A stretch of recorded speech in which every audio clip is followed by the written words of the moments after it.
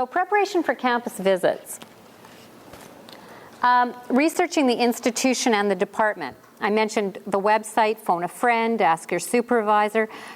For sure, you should make sure that you've requested in advance, and if it's at one of the two universities that I've worked at, their secretarial staff will have been trained to do this, so you shouldn't have too much trouble getting it.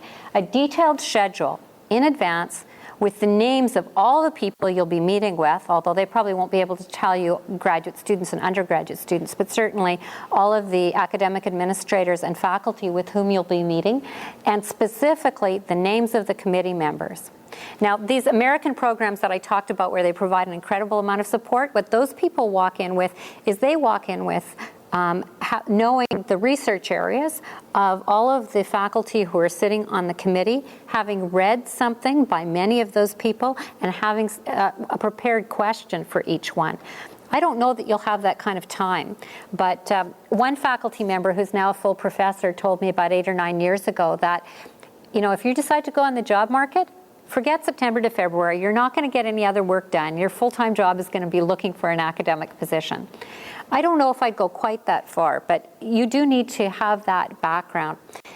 And you have to do it without seeming slick, because I also heard from other faculty that, yeah, this guy came in, he had a question for each of us. It was like, it became kind of contrived. So you have to strike that really relaxed balance. You need to prepare some good questions about the department, and I'll come back to that later. I mentioned culture here because hopefully some of you will be applying for positions. Well, I shouldn't say hopefully, but my assumption is some of you will be applying for positions in countries other than Canada. Some of you may have come from countries other than Canada and be applying for positions here. There are some cultural norms, and I can't go through all of those right now. But it is worthwhile to contact a graduate student organization in another country or a faculty association in another country to find out a little bit about the norms there. And just to give you a quick idea, if you look at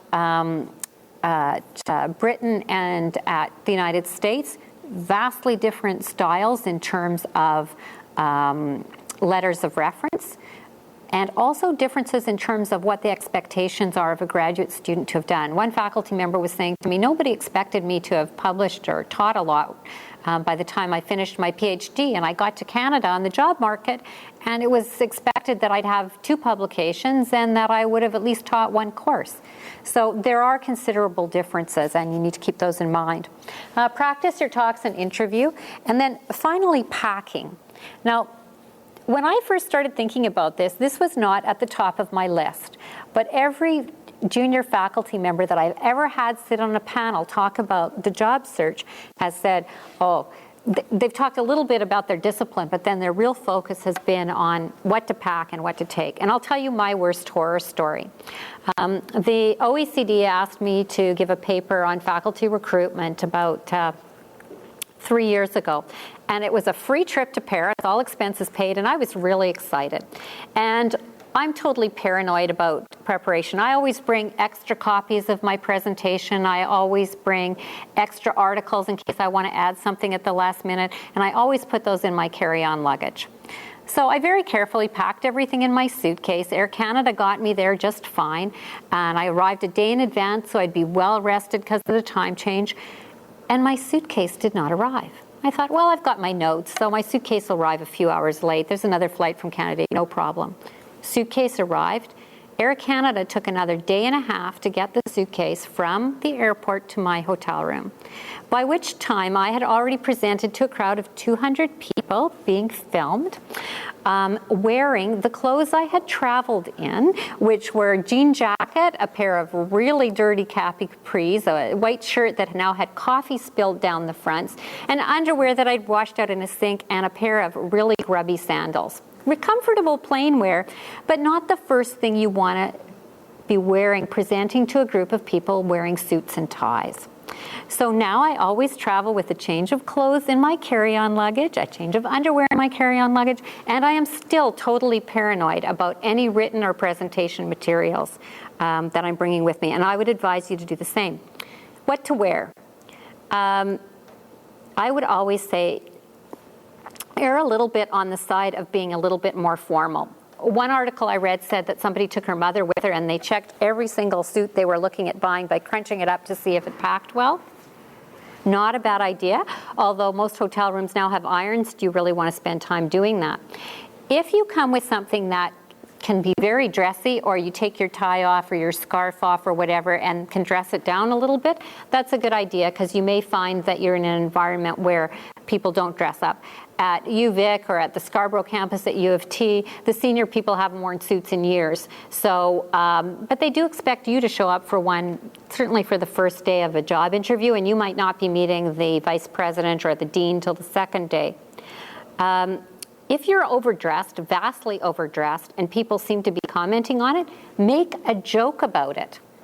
I mean, you can always get through those kinds of situations by being a little bit self-deprecating, making it funny. Don't worry about it. Bring power bars or some other snack that you can eat, put in a backpack or in your briefcase, pull out, because although there'll be meals, you're going to be so busy talking, you're not going to get enough time to eat. And you want snacks that aren't messy. Bring gum. It gets rid of the spinach from in between your teeth. Bring a good portable alarm clock, because you can use it to time yourself when you're giving your talk, but it will also ensure that if the one in the hotel fails, because there's a power failure, has happened to me, you will still be able to get to your session on time. Something that helps you relax. Some people have said they make sure they take a bathing suit with them so that they can swim in the hotel pool. Most of the places I've put up, people over the years haven't had pools. Mystery novel, an MP3 player, something like that. You also want a really clear idea from the department about what their expectations are for your talk. What's the time limit? Who are the audiences going to be? You never want to go overtime on a talk. The talk should be sort of like the tip of the iceberg, and you want it to lead to the questions that you already know the answers to.